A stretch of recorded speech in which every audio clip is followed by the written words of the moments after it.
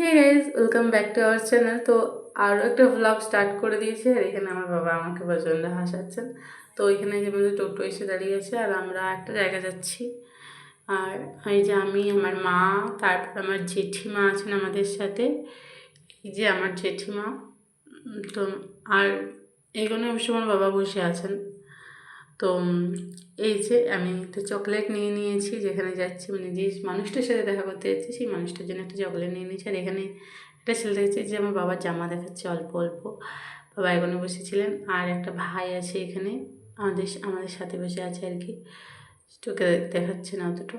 তো আমরা চলে যাচ্ছি দেখা করতে, কিন্তু কার সাথে দেখা করতে, এটাই এই যে সেই মহান মানুষ যার সাথে আমরা দেখা করতে যাচ্ছিলাম। কারণ তিনি চলে যাচ্ছেন বাবার কাছে, মানে ওর বাবা যেখানে থাকে সেইখানে বাইরে চলে যাচ্ছে, ও আর ওর মা। তো আমরা ভাবলাম তার আগের দিন একটু দেখা করে আসি বেটুর সাথে, তো তাই গিয়েছিলাম। আর এই যে মানুষ এত ছটফট করে, আর মামা বাড়ির লোক পেয়ে গেছে, মানে এত আনন্দ হচ্ছে ওর কি বলবো।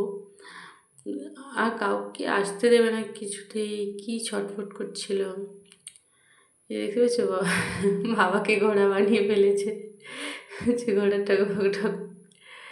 এটা জাস্ট আমি ক্যামেরার মধ্যে না করে পারলাম না। আর এই যে এরপর আমি না বলছি যে যে যাও বেটু আমি চলে যাচ্ছি, বেটু আমি চলে যাচ্ছি, ও চলে এসছে আমার কাছকে। এমন করে মায়ের কাছকে যাচ্ছে, এবার করে আমার কাছকে আসছে, মানে কাউকে ছাড়তে পারবে না এরকম একটা ব্যাপার।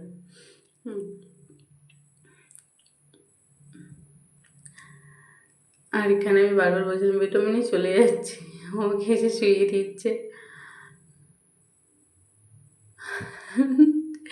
আমি এখানে বারবার বলছিলাম যে আমি চলে যাবো, আমি চলে যাবো, আর ও তাতে এরকম করছিল, আমার ভীষণ ভালো লাগছিলো। আর এটা জাস্ট দেখো, এটাতে আমি ভয়েস দিই। আমি একটু আসি, ছাড়ো তো।